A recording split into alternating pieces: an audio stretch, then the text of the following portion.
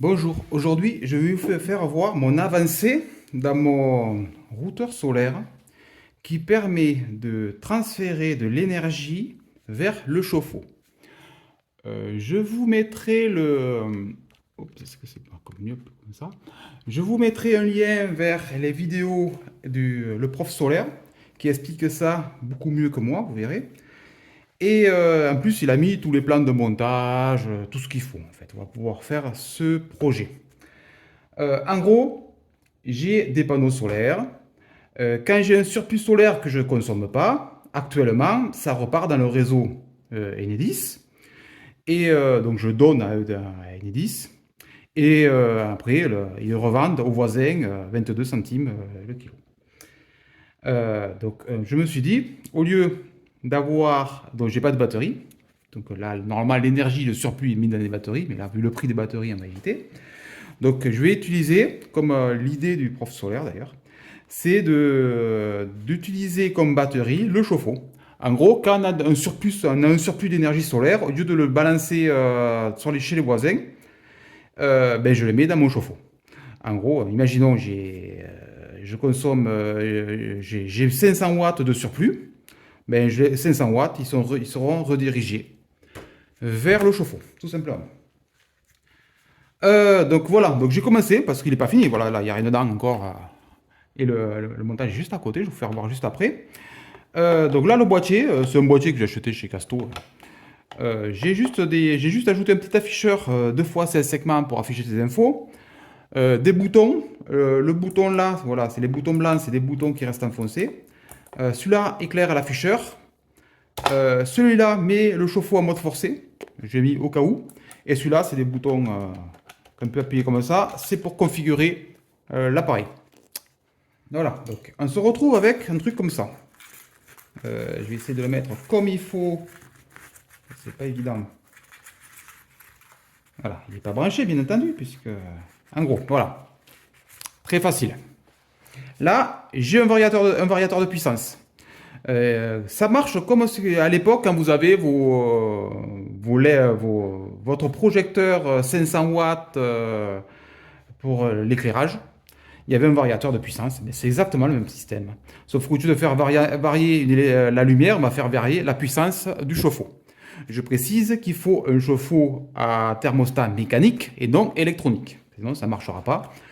Il y a des astuces. Avec le chauffe-eau électronique, il faut soit désactiver la sonde et brancher une sonde pour que l'Arduino puisse piloter en fonction de la température de l'eau. Mais moi, je n'ai pas besoin et j'ai la chance d'avoir un chauffe-eau mécanique. En gros, sur cela, c'est la phase qui vient du fusible du chauffe-eau. Là, c'est le neutre. Le neutre est commun entre l'entrée et la sortie. Ça passe dans le transistor qui est là. Ça fait varier la puissance. Et ça la puissance qui est modulée est envoyée sur le fil du bas. En gros, ça rentre, ça fait fusible là. Et ça ressort vers chauffe-eau là. Le neutre est commun, bien entendu. Alimentation de toute la panoplie électronique grâce à ces deux petits fils qui seront branchés là, bien entendu, sur le permanent, pas sur le variateur surtout, logique. Et là, j'ai mon petit wattmètre. Le wattmètre, oui. Le wattmètre, il a une mesure interne là et une mesure externe. La mesure externe se branche en sortie du Linky, qui permet de savoir dans quel sens on envoie la puissance et surtout si on est en train de récupérer de l'énergie sur le compteur ou d'en donner au voisin. Et là, il mesure bêtement, celui-là, il mesurera la puissance qu'on envoie au chauffe-eau. On en a besoin pour faire les calculs. Donc en gros là, j'ai un petit transformateur 9 volts, tout simple. Vraiment miniature d'ailleurs, ce petit transformateur. C'est pas puissant du tout, pas besoin d'un énorme transformateur. Cette petite platine transforme le 9 volts en 3 volts 3 ou 5 volts et le conserve du 9 volts pour envoyer sur l'Arduino qui est dessous, qui est là. Donc cette petite platine, ça peut être une régulation. L'Arduino qui est là, d'ailleurs il manque les boutons branchés, vous avez compris, c'est un Arduino Nano, vraiment pas puissant, mais ça suffit largement. Il arrive à faire 10 opérations par seconde de mesure, donc ça suffit large. Il est alimenté à 9 volts. Donc En entrée, comme sonde, bien entendu, il va utiliser le wattmètre. Donc les deux wattmètres, il va mesurer en permanence les wattmètres, faire des mesures, savoir, voilà, est-ce qu'on a besoin d'envoyer de l'énergie au chauffe-eau. Et si on a besoin d'envoyer de l'énergie au chauffe-eau, il est en sortie de l'Arduino, donc là ça c'est l'entrée, en sortie on a donc le variateur de puissance. Et bien entendu, le petit module qui est là, c'est juste une RTC pour avoir l'heure. L'heure qui permet de mesurer des trucs. Bref, j'en ai besoin pour mes calculs. Et elle est sur bus I2C. Donc les deux fils qui sont là, on le voit, blanc et gris, ils vont à l'Arduino. Ils sortent de l'Arduino, ils vont là. L'Arduino, c'est bidirectionnel le I2C. Il récupère des infos de cette platine, donc la platine horloge, avec une pile pour conserver l'heure.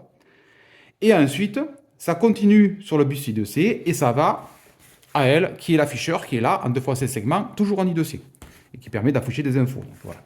Donc le système est vraiment pas très compliqué en soi. C'est juste qu'il faudra tout caser dans cette petite boîte là, bien tout attacher, parce qu'il y a de 250 volts. Le 250 volts, c'est dangereux, comme d'habitude.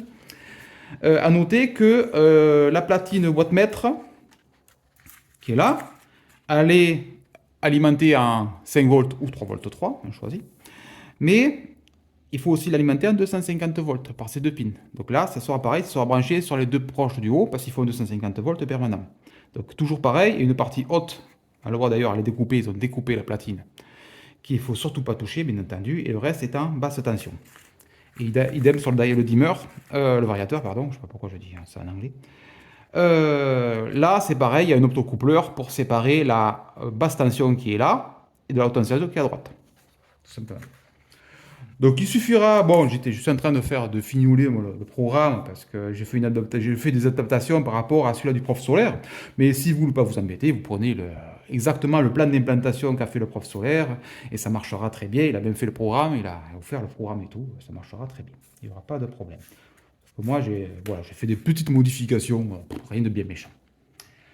Donc je continuerai ce projet parce que j'ai pas vraiment trop le temps. Actuellement, mon chauffe-eau il est alimenté avec une horloge qui permet de l'allumer automatiquement de 14h à 16h tous les jours. Donc le seul problème, s'il y a du soleil, en plein soleil, ça va. S'il n'y a pas de soleil ou un nuage qui passe, ça marche moins bien. On doit récupérer de l'énergie sur le compteur. Et généralement, actuellement, que le soleil est très haut et que l'idéal, ça serait que les panneaux solaires soient éclairés par le soleil à 90 degrés. Aujourd'hui, ils ne sont pas à 90 degrés parce que le soleil est beaucoup trop haut. Donc, je ne suis pas à pleine puissance de mes panneaux solaires. Les panneaux solaires sont à pleine puissance, en gros, en saison printemps-automne, en gros. L'hiver, le soleil est trop bas et l'été, il est trop haut, en fait. Donc, c'est le défaut des panneaux solaires, bien sûr. Tout le monde connaît. Donc voilà, c'était juste après pour présenter où j'en étais. Dans peu de temps, je pense que je le mettrai en service, puisque voilà, tout est monté, tout est soudé. Oui, j'ai soudé dessus. Tout est soudé, donc il me manque plus qu'à finir le programme et le câbler, et ça devrait fonctionner. Et c'est en théorie que ça devrait fonctionner. Voilà. Donc tous les liens qui vont bien seront en description, bien entendu, et je vous retrouve dans une prochaine vidéo.